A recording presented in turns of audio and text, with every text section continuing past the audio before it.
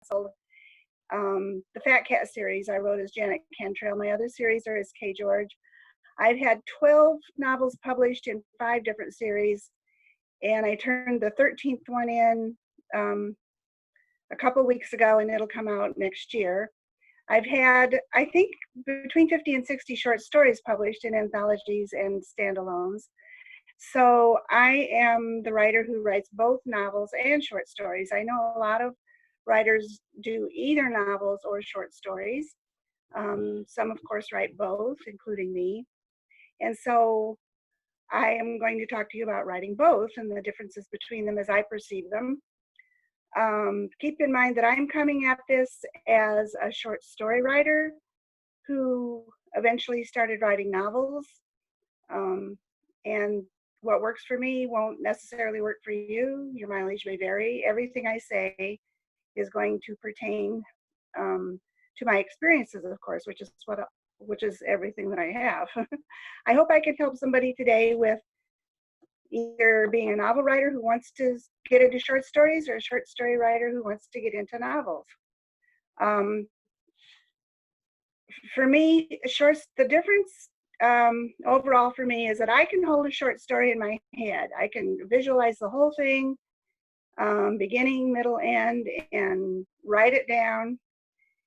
And I don't have to worry if I do it in a novel about changing and tweaking and downstream effects for characters that I forgot about, subplots that I forgot about, which I do in novels unless I keep really good track. To me, a short story is like a Tetris game or a Sudoku. You put all the pieces together and they fit. To me, a novel is like a chess game where you have to see far ahead and strategize. And just to let you know, I'm a lousy chess player. I can think up characters and plots, but then I have to have secondary characters and subplots, and they tend to run around behind my back and get in trouble and do things that I didn't know they were going to do. So I have to work hard to keep track of where everyone is in a novel. If I don't have a system, I can have a character falling down a well, going to bed that night and waking up in the morning and discovering there's a well in the backyard. So I had a character in one series who drove a certain kind of car, and I gave her car to a character in another series, which I discovered before it got published, thank goodness. But that's the kind of thing I do if I don't keep track. So I have a huge multi-tab spreadsheet that I keep track of for novels, and I have the characters, their ages, their personal quirks, the cars that they drive, their relationships to other characters on one tab. I have my timeline on one tab with my subplots color-coded, who's in which scene. So I am not a pantser as far as writing novels.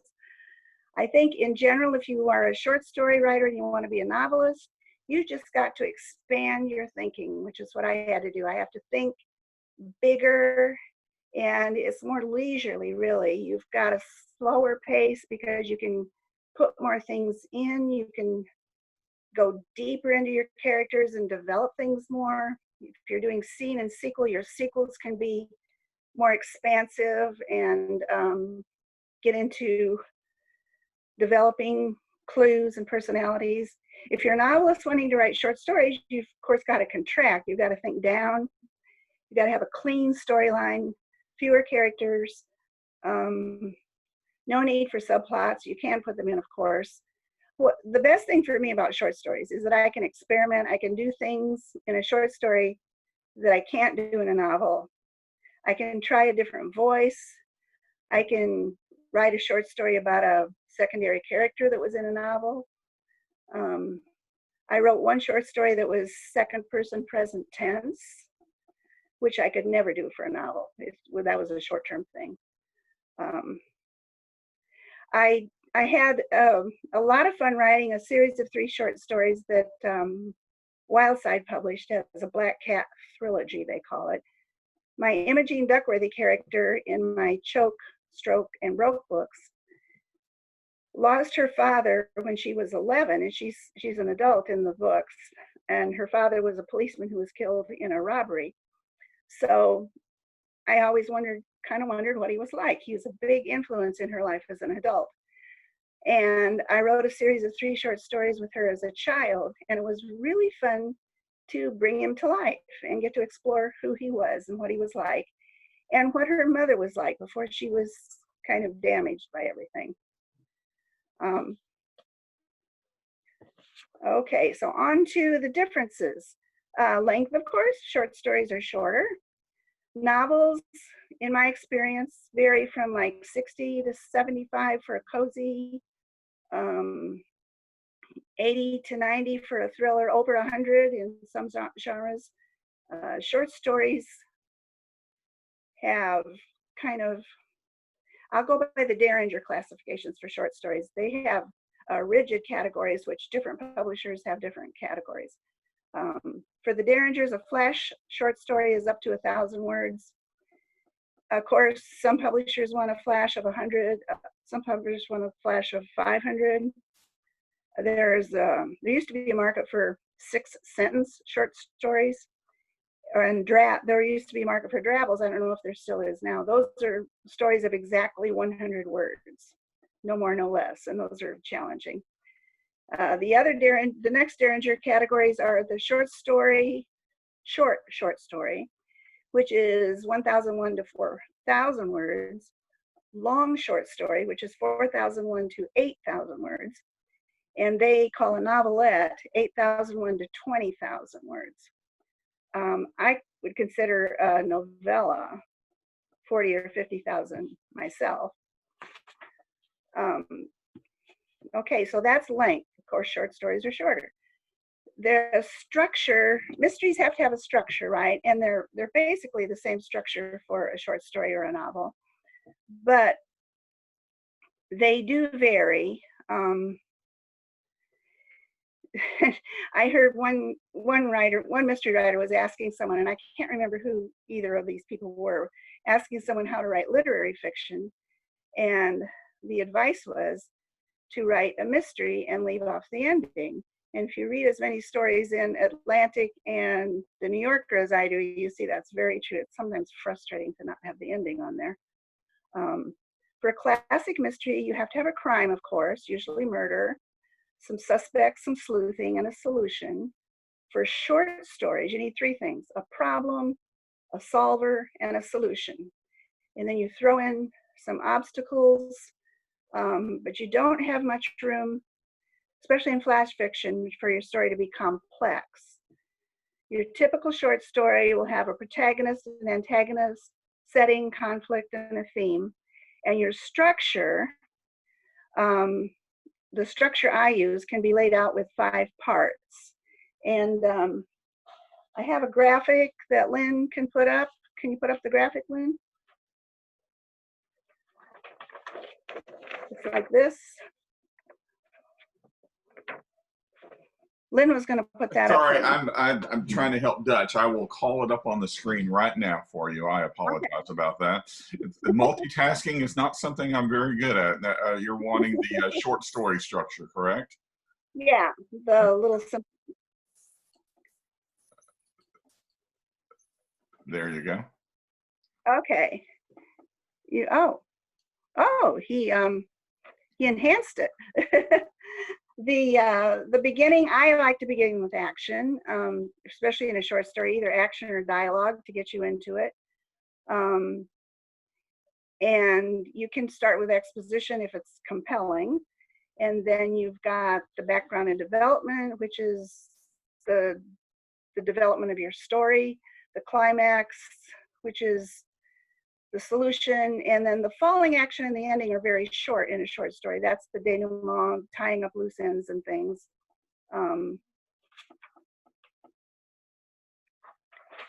Let me see. These parts can also be called exposition, rising action, climax, falling action, and denouement, or they can be thought of exposition, complication and development, crisis or turning point. But I label them action, background, development, climax, and ending, and skew the climax very close to the ending.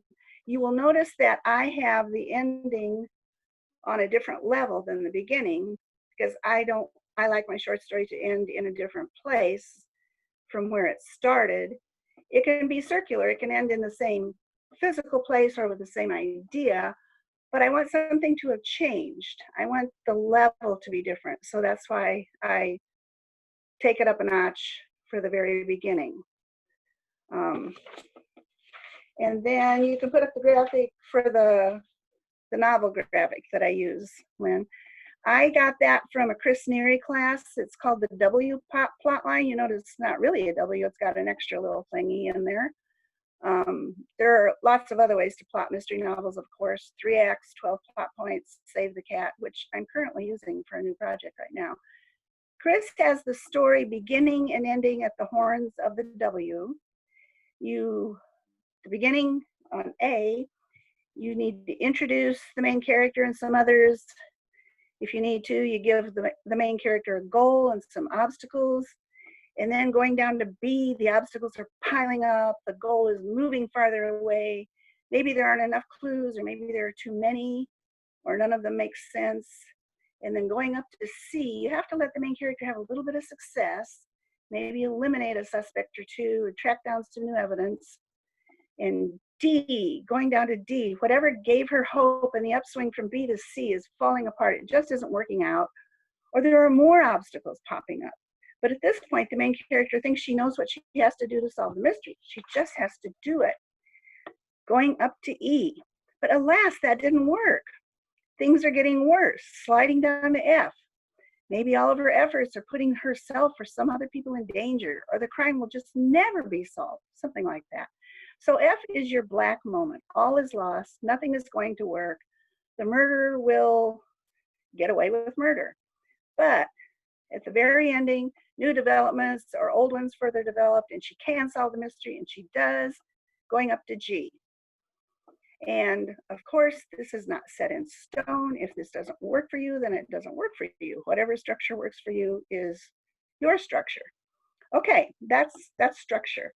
Then the difference in characters, of course, you need fewer characters in a short story, and you don't have room to develop them like you can in a novel. Especially if you're doing a series of novels, you can have an overarching inner development theme, or a romantic theme or something, or a career theme for your main character in a series of novels. You can write a series of short stories. It isn't done a lot.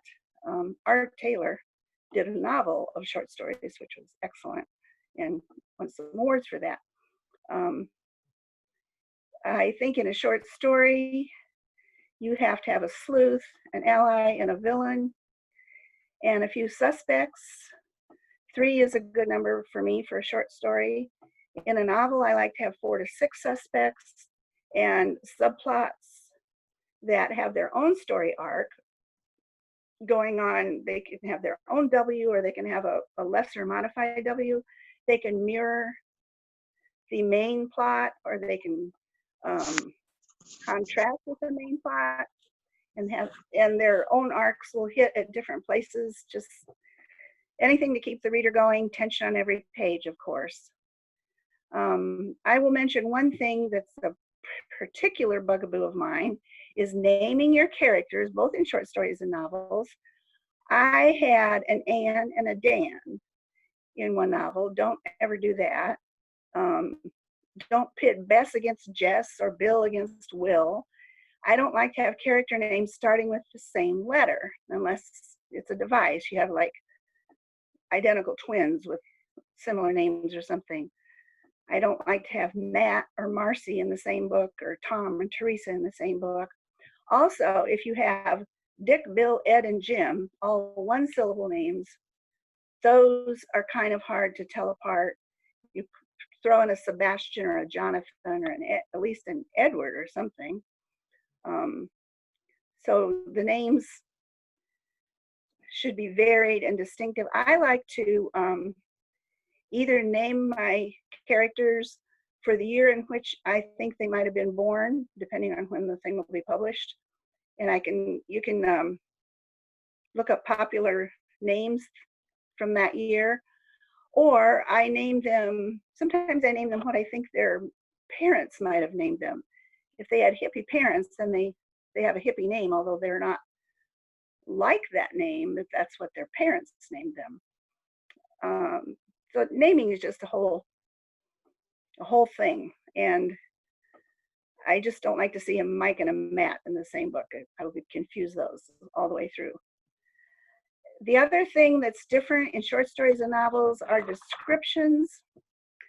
Of course, you have to be concise in a short story, a 1 or 2 word description. I like metaphors. If you have a character that's maybe a guy, a small guy with a kind of sharp, pointy face, and he twitches a lot, you could have your main character think of a rat when she sees him. In fact, I might use that character. Or if you have somebody that's large and agile, like Jackie Gleason used to be, if you're old enough to remember him, you could liken him to a helium balloon bouncing around the room or something. But I think metaphors are good for short stories to call up the whole character without describing the whole character. And you need to trust your reader also to fill in and further describe the character for themselves from people that they know. In a novel, of course, you can do more expansive descriptions and you can make them useful. You can have them develop, you can get at the character of your character, understand their personality, or you can foreshadow something with your description of your character even. But you do have room for more adjectives in a novel, but don't string them together like 3 or 4 in a row. Of course, you should always never do that, and never use the words always and never. The other thing to describe differently in short stories and novels are places. In a novel, you can go into detail on architecture. In a short story, you need to paint. Actually, in a short story, you need to sketch your descriptions. In a novel, you can paint them. You can put in details and shadowing and perspective. In a short story, you just need to sketch and let the reader fill it in. If it's autumn in a short story, you could have your main character kicking some dried leaves and smelling them. In a novel, you would also want to notice the blaze of color in the trees. Maybe the red reminds them of the blood on the carpeting, and maybe there's a cold wind and they have to zip up their coat. So you just have a lot more paragraphs in a novel, and that's the difference. Short stories are shorter, novels are longer. That's about all I have. If anybody wants to add anything or ask questions.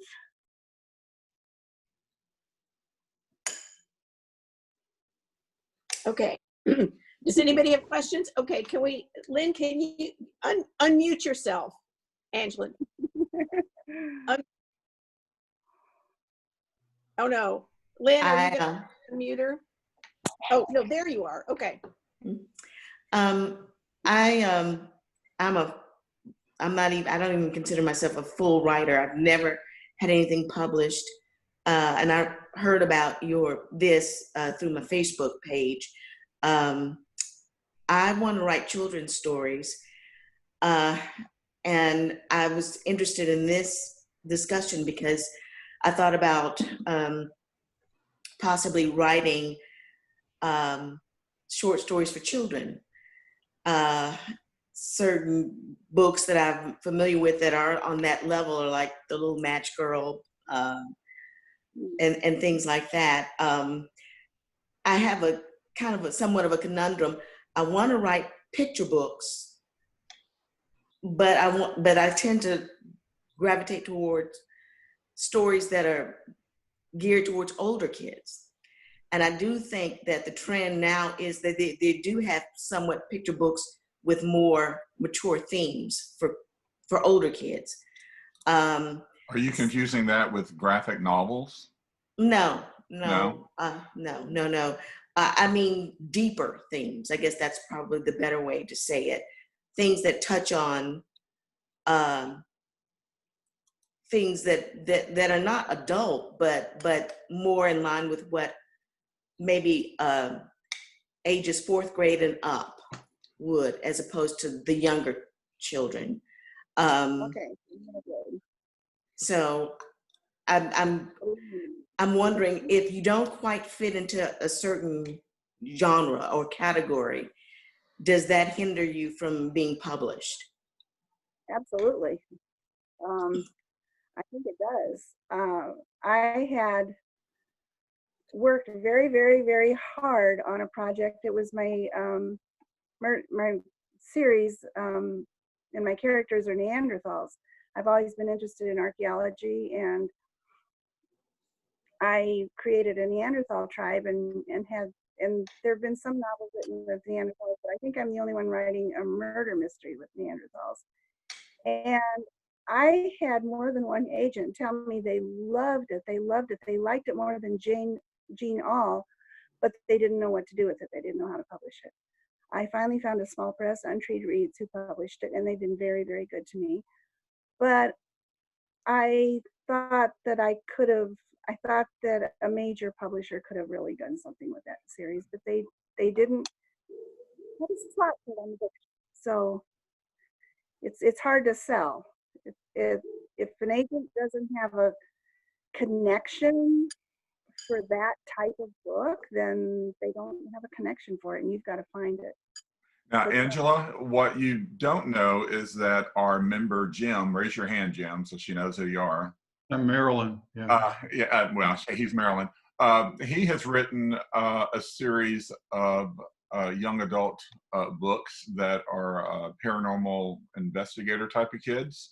So you may want to connect with Jim and see what advice he can give you on children's books. Or Jim, if you want to chime in right now. I am not an expert on literature for younger grades at all. You need to ask somebody that knows that better than me. Hold on, Becky. Well, Angela, I don't have any pictures in mind, but that sounds like a good idea. Okay. I'm trying to unmute you, Jackie. Hold on, you're not doing it. Unmute. Why aren't you unmuting? Unmute audio. While Lynn is looking, Angela, what I would say about that is that if you're looking for a traditional publisher, what the traditional publisher is going to be looking for is collecting material that they can market to a certain niche, or they can, they pretty much know how to promote it, how to sell it. But in these days where independent publication is now possible, and you think you have an audience for that particular story, do it and publish it yourself. New York publishers don't know everything. And if there are a group of people that have an interest or could respond to that, I say do it. You may end up having to publish it yourself, but you may be limiting yourself if you're looking for a traditional publisher. Now, Angela, are you here in Memphis? Yes, I am. There is a Facebook group that is set up for children's authors and artists that deal with what you're talking about. So I know that there's several artists out there that will actually do your artwork for you and work with you as a storyteller. And that group is on Facebook. It's a small group, but they have extensions out to the artistic community that you can connect to. Do you have names? I do not, but I can certainly get those for you. Jackie, you're unmuted. Okay. Kaye, Dee Price has a question, but she's muted and can't get unmuted. I will unmute her right now. I'm trying to. Okay. Dee, you're unmuted. Dee? Everybody's frozen for me right now. I've unmuted Dee, so she's free to speak. She can't hear anyway. She can't. She told me in the chat that she can't hear. She can't speak, even unmuted. What she wants, Kaye, is, you had mentioned your spreadsheet where you keep your characters straight. She's wondering if you could share that spreadsheet with us. Can you hear me? Kaye, can you hear? I have no idea. And also Getting share any your sound. outline and characters for your next books. Just everything. any And I video. won't do anything with them. Hey, she wants your spreadsheet form that you use for your novels. How do you have a form that you can share with us? Okay, I don't think she's hearing us. I don't know either. Kaye, can you hear? I don't know what the deal is. I'm gonna message her. Okay. Actually, she's on her phone, so she won't be able to see the message. Oh.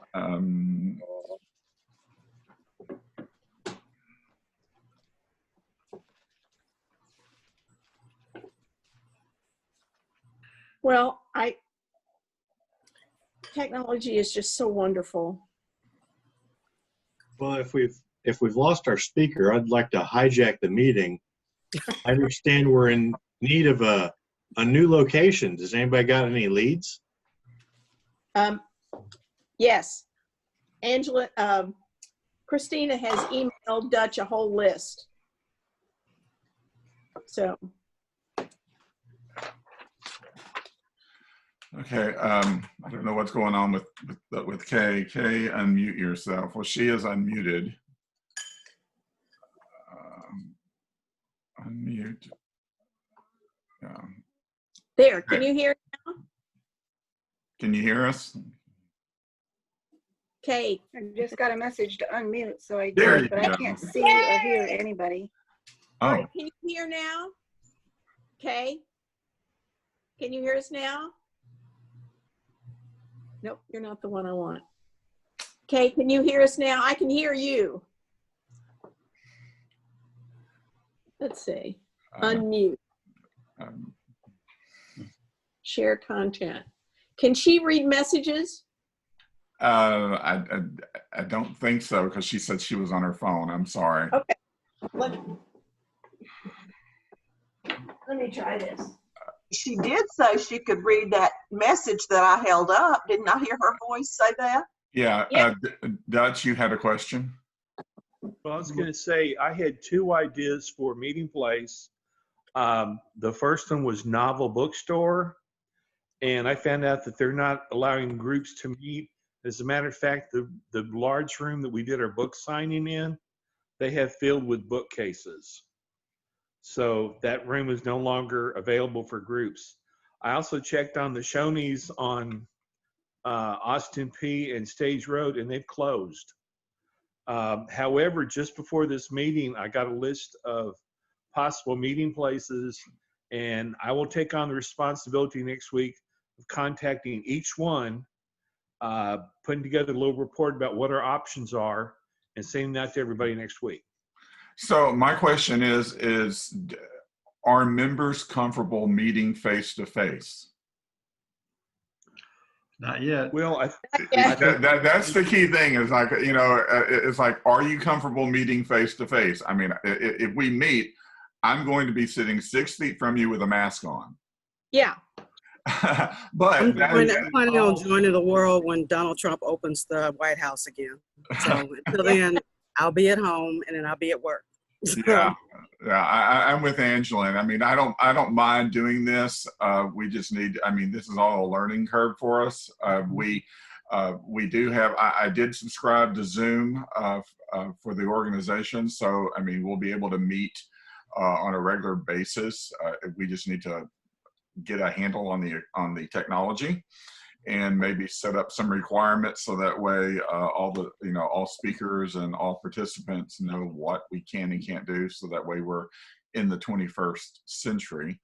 I mean, gosh, if we can get Richard on, then we're doing good, because we all, as a critique group member, we all know the complications that he brings to the group.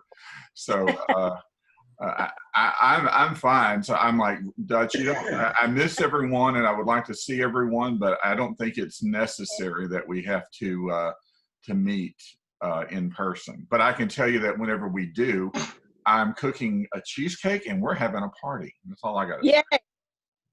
All right. I do have one. Kate, are you hearing us at all? I can hear now. Yeah, there for a long time I couldn't hear or see anybody. Okay. We have a question from one of our members. She wants to know if you can share your form, your spreadsheet form that you use for your character for novels. I can, yes, and it will, need to be vastly adapted. I've adapted it over the years for myself.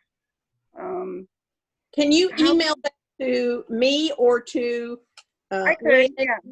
And then Sure. we'll send it out to the membership with the other two handouts that you gave.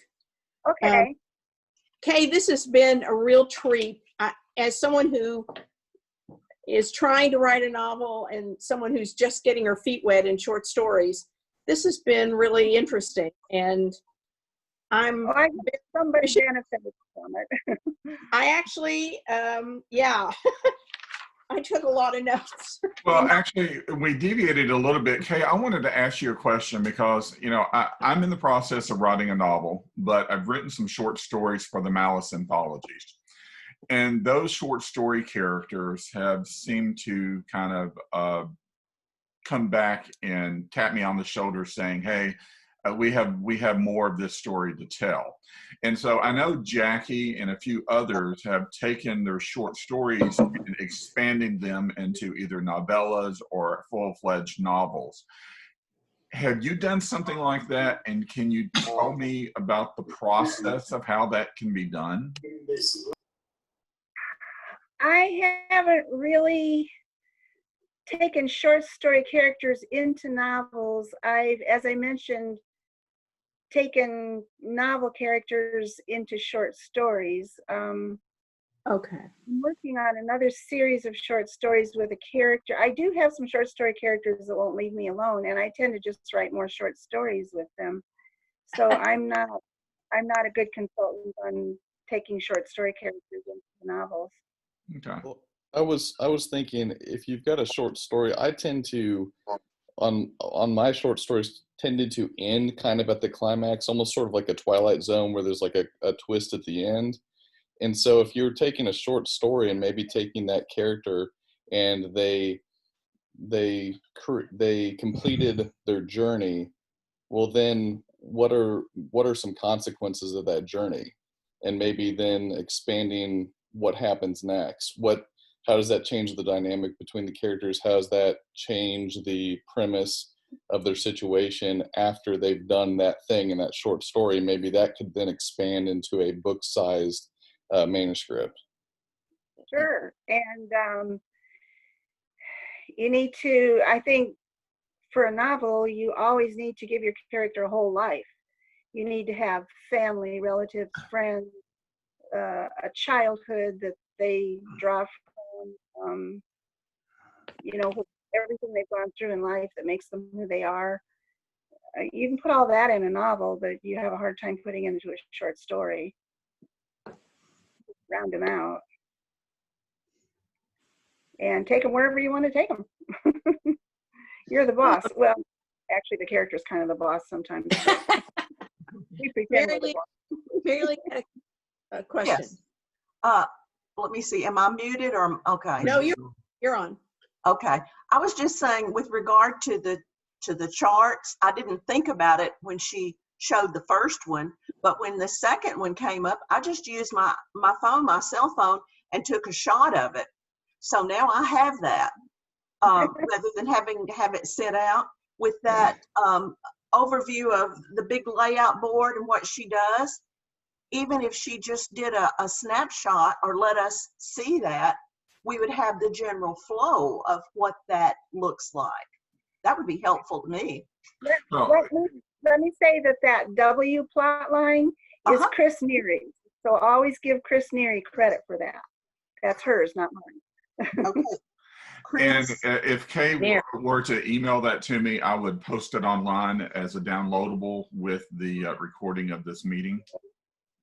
cool. Okay.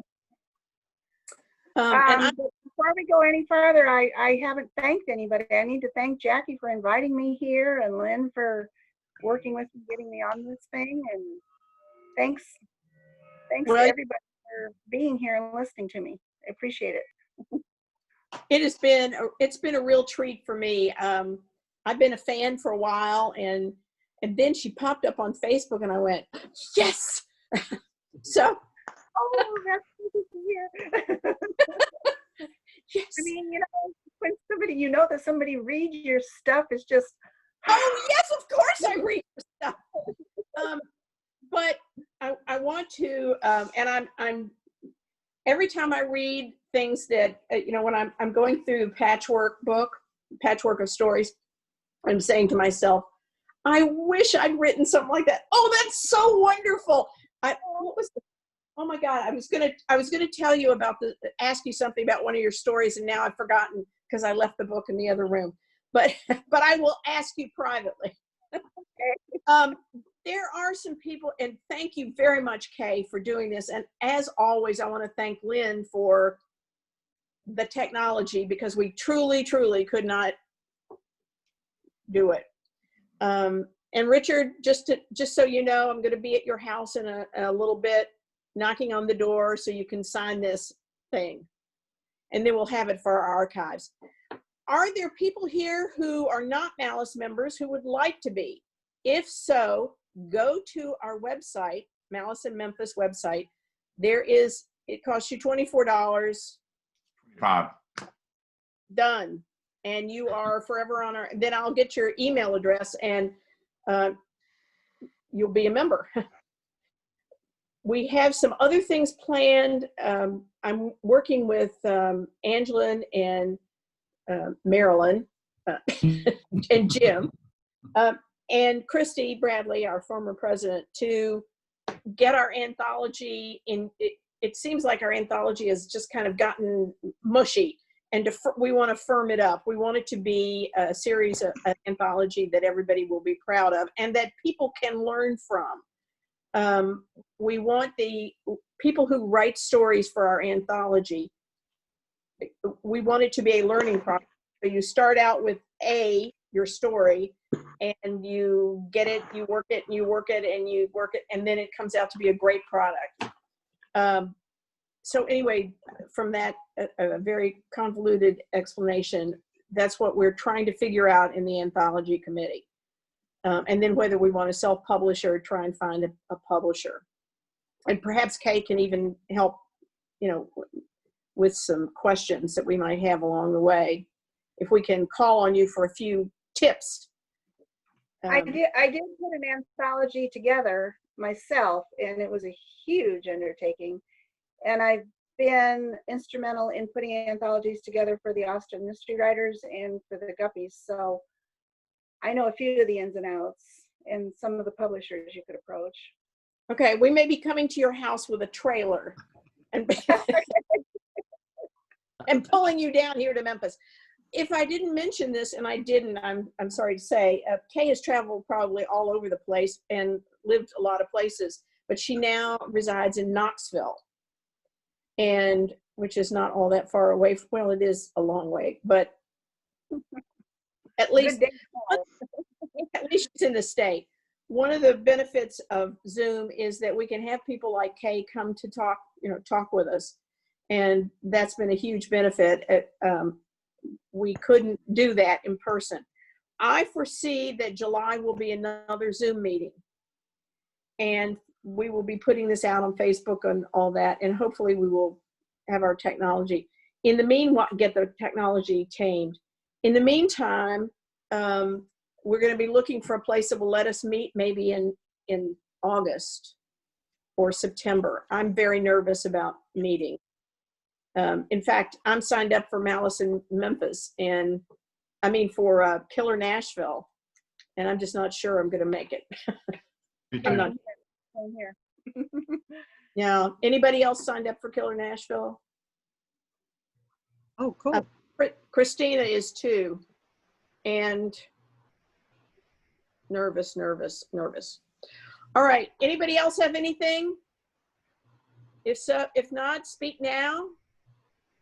If you have suggestions for meetings, and if you happen to know other authors or other people that could talk to us on these meetings, pass them along, make some connections, because this is perfect opportunity to you know, if you've networked at some of those conferences and have some authors that you think would be able to share their knowledge, then this is the perfect opportunity for us to do that. Right, while we're still Zooming. Kaye, thank you so very much. Yes, thank you. Welcome, and Thank you. Thank you. It was very, very helpful. And goodbye to you all. Richard is the only one that I will see, but goodbye to you all, and we'll see you next week. I mean, next month. Bye. Thanks, Kathy. Bye-bye.